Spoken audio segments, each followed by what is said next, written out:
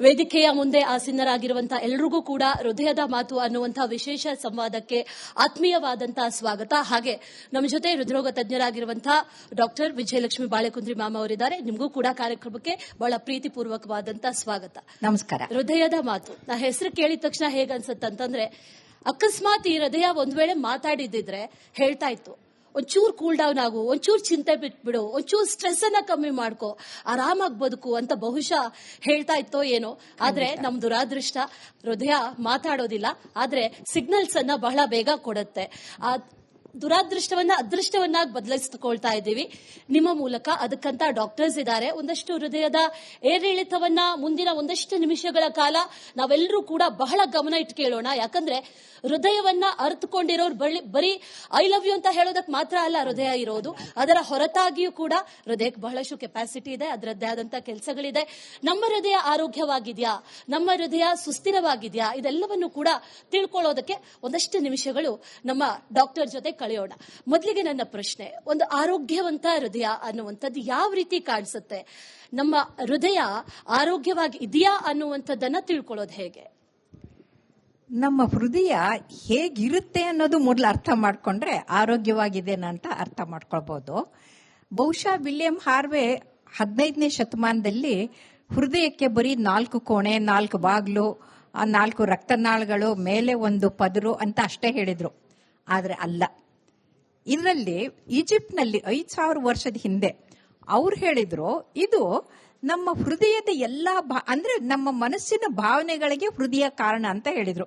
ಯಾಕಂದ್ರೆ ಕೋಪ ಮಾಡ್ಕೊಂಡಾಗ, ಬೇಜಾರು ಮಾಡ್ಕೊಂಡಾಗ ಎದೆ ಹೊಡ್ಕೊಳ್ಳೋದು ಅದನ್ನ ಅನ್ಕೊಂಡು ಎಲ್ಲವೂ ಹೃದಯದಿಂದ ಬರುತ್ತೆ ಭಾವನೆ ಅಂತ ಅವ್ರು ಅನ್ಕೊಂಡ್ರು. ಆದ್ರೆ ಇಡೀ ಜಗತ್ತಿನ ಯಾವುದೇ ಜನರು ಹೇಳಿದಂತ ಅದ್ಭುತವಾದಂತ ವಿವರಣೆಯನ್ನ ನಮ್ಮ ನಾರಾಯಣ ಸೂಕ್ತದಲ್ಲಿ ಅಂದ್ರೆ ವೇದಗಳ ಆದಿಯಲ್ಲಿ ಸಹಸ್ರಾರು ವರ್ಷಗಳ ಹಿಂದೆ ಹೇಳಿದ್ರು. ಇದು ಏನು ಅಂತಂದ್ರೆ, ಆ ಪರಮಾತ್ಮನ ಅಂಶ ಇರೋದು ಹೃದಯದಲ್ಲಿ ಅಂತ. ಯಾಕೆ ಹಾಗೆ ಹೇಳಿದ್ರು ಅಂದ್ರೆ, ಎಲ್ಲಿವರೆಗೂ ಹೃದಯ ಮಿಡಿತಾ ಇರುತ್ತೋ ಅಲ್ಲಿವರೆಗೂ ನಾವಿರ್ತೀವಿ. ಹೃದಯದ ಮಿಡಿತ ನಿಂತರೆ ನಾವು ಸತ್ತೋಗ್ತೀವಿ. ಅದಕ್ಕೆ ಅವ್ರು ಹೇಳ್ತಾರೆ, ಇದರಲ್ಲಿ ಅಗ್ನಿ ಬಹಳ ಸೂಕ್ಷ್ಮವಾಗಿ ಸ್ಥಾಪಿತಗೊಂಡಿದೆ. ಇದು ಎಷ್ಟು ಅದ್ಭುತವಾದಂತ ಕೆಲಸ ಮಾಡುತ್ತೆ ಅಂದ್ರೆ, ನಖಶಿಖಾಂತರ ನಮ್ಮ ತಾಪಮಾನ ಚೆನ್ನಾಗಿಡುತ್ತೆ. ಇದೇ ಬ್ರಹ್ಮ, ಇದೇ ವಿಷ್ಣು, ಇದೇ ಮಹೇಶ್ವರ ಅಂತ ಹೇಳುತ್ತೆ. ಯಾಕೆ ಅಂತಂದ್ರೆ, ನಮ್ಮ ಹೃದಯ ಮಿಡಿದ್ರೆ ರಕ್ತನಾಳಗಳಿಂದ ರಕ್ತ ಹರಿದು ಕಣಗಳು ಬೆಳೆಯುತ್ತೆ. 60 ಟ್ರಿಲಿಯನ್ ಜೀವ ಕಣಗಳಿಗೆ ಪ್ರಾಣವಾಯು ಪೋಷಣೆ ಮುಟ್ಸೋದು ಈ ಹೃದಯ ಮಾಡುತ್ತೆ.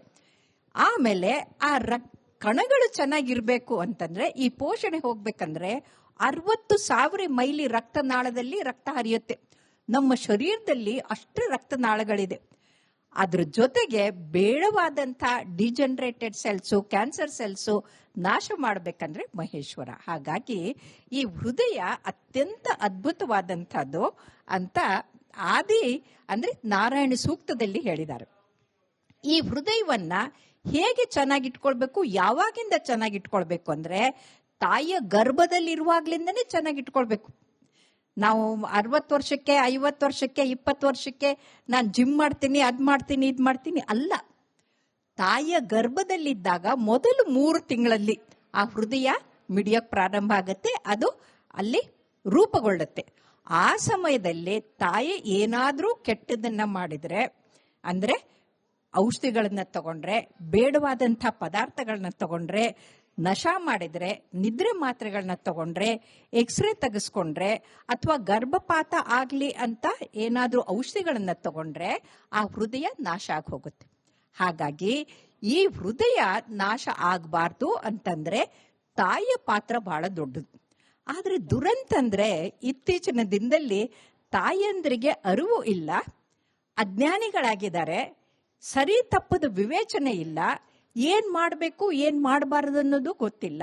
ಹಾಗಾಗಿ ಹೃದಯದನ್ನ ಅಂದ್ರೆ ಭ್ರೂಣದ ಹೃದಯವನ್ನ ಅಲ್ಲೇ ನಾಶ ಮಾಡ್ತಾ ಇದ್ದಾರೆ.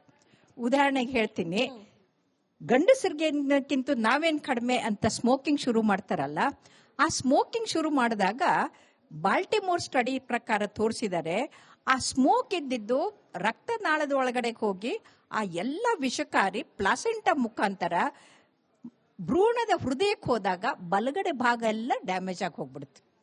ಮುಂದೆ ಅದಕ್ಕೆ ಹೃದಯಾಘಾತ ಆಗೋದು ಕಟ್ಟಿಟ್ಟ ಬುದ್ಧಿ. ಎರಡನೇದು, ಆಲ್ಕೋಹಾಲ್ ತಗೊಂಡ್ರೆ, ಗಂಡ ತಗೊಂಡ್ರು ಆಯ್ತು, ಹೆಂಡತಿ ತಗೊಂಡ್ರು ಆಯ್ತು, ಅಲ್ಲಿ ಸ್ಪರ್ಮ್ಸ್ ಡ್ಯಾಮೇಜ್ ಆಗುತ್ತೆ, ಇಲ್ಲಿ ಓಮ್ ಡ್ಯಾಮೇಜ್ ಆಗುತ್ತೆ. ಅದ್ರ ಜೊತೆಗೆ ಹುಟ್ಟೋ ಮಗುವಿಗೆ ಹಾರ್ಟಲ್ಲಿ ಹೋಲು ಆಗುತ್ತೆ, ಅದಕ್ಕೆ ವೆಂಟ್ರಿಕ್ಯುಲರ್ ಸೆಪ್ಟಲ್ ಡಿಫೆಕ್ಟ್ ಅಂತೀವಿ. ಅದ್ರ ಜೊತೆಗೆ ಟ್ರಾನ್ಸ್ಪೊಸಿಷನ್ ಆಫ್ ಗ್ರೇಟ್ ಆರ್ಟರಿ ಅಂದ್ರೆ ಬ್ಲೂ ಬೇಬಿ ಆಗಿ ಹುಟ್ಟುತ್ತೆ. ಇದು ಆಲ್ಕೋಹಾಲ್ ತಗೊಂಡ್ರೆ ಅಂತ. ಇನ್ನು ಡ್ರಗ್ಸ್ ತಗೊಂಡ್ರಂತೂ ಒಂದು ಗರ್ಭಪಾತ ಆಗಿ ಹೋಗುತ್ತೆ, ಇಲ್ಲ ಸತ್ತು ಹೋಗ್ತಾರೆ. ಹಾಗಾಗಿ ಈ ಯಾವುದೇ ತಪ್ಪು ದಾರಿಗೆ ಹೆಣ್ಣು ಮಕ್ಕಳು ಹೋಗದೆ ಇದ್ರೆ ಅವರ ಗರ್ಭ ಅಂದ್ರೆ ಅದು ಭ್ರೂಣ ಚೆನ್ನಾಗಿರುತ್ತೆ. ಇನ್ನೊಂದು ಏನಂತಂದ್ರೆ ಇತ್ತೀಚಿನ ದಿನದಲ್ಲಿ ಜೀವನ ಶೈಲಿ ಬದಲಾಗಿ ಹೋಗ್ಬಿಟ್ಟಿದೆ. ಮಿತಿಮೀರಿ ತಿಂತಾ ಇದ್ದಾರೆ, ಅದು ಜಂಕ್ ಫುಡ್ ತಿಂತಾ ಇದ್ದಾರೆ. ಈಗ ತಾನೇ ಸೀಮಾ ಅಷ್ಟು ಬ್ಯೂಟಿಫುಲ್ ಆಗಿ ಹೇಳ್ಕೊಟ್ರು. ಯಾಕೆ ಅಂತಂದ್ರೆ ಯಾವಾಗ ತಿನ್ನಬಾರ್ದನ್ನ ತಿಂತೀರಲ್ಲ ಅದರ ದುಷ್ಪರಿಣಾಮ ಹೊಟ್ಟೆಯಲ್ಲಿರೋ ಭ್ರೂಣದ ಹೃದಯಕ್ಕಾಗತ್ತೆ. ಹಾಗಾಗಿ ಇವತ್ತಿಗೆ ಗೊತ್ತಾಗಿದೆ, ಹುಟ್ಟಿದ ತಕ್ಷಣನೇ ಆ ಮಗುಗೆ ಒಂದು ಕಂಜನೈಟಲ್ ಹಾರ್ಟ್ ಡಿಸೀಸ್ ಆಗುತ್ತೆ, ಇಲ್ಲ ಮುಂದೆ ಅದಕ್ಕೆ ಕೊರೊನರಿ ಆರ್ಟರಿ ಡಿಸೀಸ್ ಬರೋ ಬೀಜ ಅಲ್ಲೇ ಬಿತ್ತಿರ್ತಾರೆ ಅಂತ. ಹಾಗಾಗಿ ತಾಯಂದಿರು ತಮ್ಮ ಗರ್ಭದ ಅವಸ್ಥೆ ಇದ್ದಾಗ್ಲಿಂದನೇ ಮಗುವಿನ ಹೃದಯದ ಬಗ್ಗೆ ಗಮನ ಕೊಡಬೇಕು ಅಂತ ನಾನು ಹೇಳ್ತೀನಿ. ಹೃದಯದ ಆಯ್ಕೆ ಹೊಟ್ಟೆಯಿಂದಲೇ ಶುರುವಾಗುತ್ತೆ ಅನ್ನೋದನ್ನ ಹೇಳಿದ್ರಿ. ಅದರ ಜೊತೆಯಲ್ಲಿ ಇತ್ತೀಚಿನ ದಿನಗಳಲ್ಲಿ ಅನ್ನೋದಕ್ಕಿಂತಲೂ ಕೂಡ ಈ ಆಫ್ಟರ್ ಕೊರೋನಾ ಅಂತ ಹೇಳ್ಬೋದು, 2019ರಿಂದ ಇತ್ತೀಚೆಗೆ ಈ ಹಾರ್ಟ್ ಅಟ್ಯಾಕ್ ಅನ್ನುವಂಥದ್ದು ಬಹಳ ಕೇಳಿ ಬರ್ತಾ ಇರುವಂತಹ ಪದ. ಒಂದು 18, 20 ಅದಕ್ಕಿಂತಲೂ ಸಣ್ಣ ವಯಸ್ಸಿನವರು ಕೂಡ ಹಾರ್ಟ್ ಅಟ್ಯಾಕ್ ಆಯ್ತಂತೆ ಅಂತ ಹೇಳ್ತಾರೆ. ಅದನ್ನ ಕೇಳಿದಂತ ನಮಗೂ ಕೂಡ ಒಂದಷ್ಟು ದಿನ ಗಾಬರಿ. ಇತ್ತೀಚಿನ ದಿನಗಳಲ್ಲೇ ಯಾಕೆ ಇಂಥದ್ದಾಗ್ತಾ ಇದೆ, ಜೊತೆಗೆ ಅಥವಾ ಇತ್ತೀಚಿನ ಯೂತ್ ಎಲ್ಲ ಒಂದ್ ಕಡೆ ದಾರಿ ತಪ್ತಾ ಇದ್ದಾರಾ, ಇದರಿಂದ ಏನಾದ್ರೂ ಆಗ್ತಾ ಇದೆಯಾ ಅಂತ? ಖಂಡಿತ, ನೀವು ಪ್ರಶ್ನೆಯಲ್ಲೇ ಉತ್ತರವನ್ನು ಕೂಡ ಕೊಟ್ಬಿಟ್ಟಿದ್ದೀರಿ, ಹಾಗಾಗಿ ಅಭಿನಂದನೆಗಳು. ಕೊರೋನಾ ಬಂದಾಗ ಏನಾಯ್ತು ಅಂತಂದ್ರೆ ನೀವು ನೋಡಿರ್ಬೋದು, ಯಾರು ದಿನಸಿ ಅಂಗಡಿ ಮುಂದೆ ಕ್ಯೂನಲ್ಲಿ ನಿಂತ್ಕೊಳ್ಳಿಲ್ಲ. ಎಲ್ಲಿ ನಿಂತ್ಕೊಂಡಿದ್ರು? ವೈನ್ ಶಾಪ್ ಮುಂದೆ. ಸೊ ಆಲ್ಕೋಹಾಲು ಡ್ರಗ್ಸು ತಗೊಳ್ಳೋದು ವಿಪರೀತ ಜಾಸ್ತಿ ಆಗಿ ಹೋಗ್ಬಿಟ್ಟಿದೆ. ಆಮೇಲೆ ಮನೆಯಲ್ಲೇ ಕೂತ್ಕೊಂಡು ಮನೆಯಲ್ಲಿ ಅಡುಗೆ ಮಾಡ್ದೇನೆ ಹೊರಗಡೆ ಅಂತ ತಗ್ಸೋದು ಜಾಸ್ತಿ ಆಗಿ ಹೋಗ್ಬಿಡ್ತು, ಆನ್ಲೈನ್. ಸೊ ಕೂತಲ್ಲೇ ಹೋಮ್ ವರ್ಕ್ ಫ್ರಮ್ ಹೋಮ್ ಅಂತ ಕೂತಲ್ಲೇ ಕೂತ್ಕೊಳ್ಳೋದು, ಇವು ಎಲ್ಲವೂ ಕೂಡ ಹೃದಯಾಘಾತಕ್ಕೆ ಕಾರಣ ಆಗುತ್ತೆ. ಉದಾಹರಣೆ ಹೇಳ್ತೀನಿ, ಒಬ್ಬ ವ್ಯಕ್ತಿ 3 ಗಂಟೆಗಿಂತಲೂ ಹೆಚ್ಚು ಕೂತಲ್ಲೇ ಕೂತ್ಕೊಂಡ್ಬಿಟ್ರೆ ಕಾಲು ಅಲ್ಲಿರುವಂತ ಕಾಫ್ ಮಸಲ್ಸ್ಗೆ ನಾವು ಸೆಕೆಂಡ್ ಹಾರ್ಟ್ ಅಂತೀವಿ. ಆ ಪಂಪಿಂಗ್ ಇಲ್ದೇನೆ, ವೇನಸ್ ರಿಟರ್ನ್ ಆಗ್ದೇನೆ ಮುಂದೆ ಅವರಿಗೆ ಒಂದು ಮೆಟಬಾಲಿಕ್ ಸಿಂಡ್ರೋಮ್ ತರ ಆಗಿ ಹೋಗ್ಬಿಡುತ್ತೆ, ಸ್ಥೂಲಕಾಯ ಆಗ್ತಾರೆ, ದಪ್ಪಗಾಗ್ತಾರೆ. ಯಾರು 3 ಗಂಟೆಗಿಂತ ಹೆಚ್ಚು ಕೂತ್ಕೊಂಡಿರ್ತಾರಲ್ಲ ಅವ್ರಿಗೆ ಹೃದಯಾಘಾತ ಹೆಚ್ಚು ಅಂತ ಗೊತ್ತಾಗಿದೆ. ಎರಡನೇದು, ಕೊರೋನಾ ಬಂದಾಗ್ಲಿಂದ ಮನೆಯಲ್ಲೇ ಇದ್ರು, ಚಟುವಟಿಕೆ ಇಲ್ಲ, ಆಟ ಇಲ್ಲ, ಎಕ್ಸರ್ಸೈಸ್ ಇಲ್ಲ, ಯಾವುದೂ ಇಲ್ಲ. ಮಕ್ಕಳಿಂದ ಹಿಡ್ಕೊಂಡು ಮಹಿಳೆಯರಿಂದ ಹಿಡ್ಕೊಂಡು ಎಲ್ಲರೂ ಕೂಡ ಆಲ್ಸಿಗಳಾದ್ರು, ಸ್ಥೂಲಕಾಯ ಜಾಸ್ತಿ ಆಯ್ತು.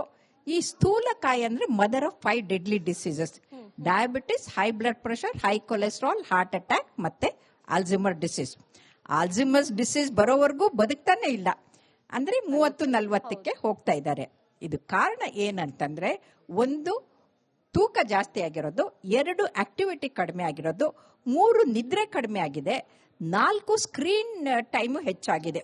ಸ್ಕ್ರೀನ್ ಟೈಮ್ ಹೆಚ್ಚಾಗ್ಬಿಟ್ಟಿದೆ ಅಂತಂದ್ರೆ, ಈಗ ಯಾರೋ ಒಬ್ರು ಹೇಳ್ತಾ ಇದ್ರು ಗರ್ಭಿಣಿ ಆಗಕ್ಕೆ ಸಾಧ್ಯ ಇಲ್ಲ, ಯಾಕಂದ್ರೆ ಗಂಡ ಬೆಳಗಿನ ಜಾವ 3ವರೆಗೂ ಬರೀ ಮೊಬೈಲ್ ನೋಡ್ತಾನೆ ಕೂತಿರ್ತಾರೆ ಇದು ನೋಡ್ಕೊಂಡು.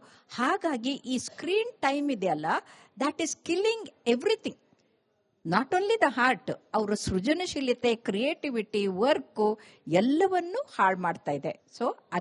ಸೊ ಇದರ ಜೊತೆಗೆ ಸ್ಮೋಕಿಂಗು, ಡ್ರಗ್ಸು ಇವೆಲ್ಲ ಸೇರ್ಕೊಂಡ್ಬಿಟ್ಟು ಇವತ್ತಿನ ಯುವಕರಲ್ಲಿ ಬೇಗನೆ ಹೃದಯಾಘಾತ ಆಗಕ್ಕೆ ಅದೇ ಪ್ರಮುಖ ಕಾರಣಗಳು ಅಂತ ಹೇಳ್ಬೋದು.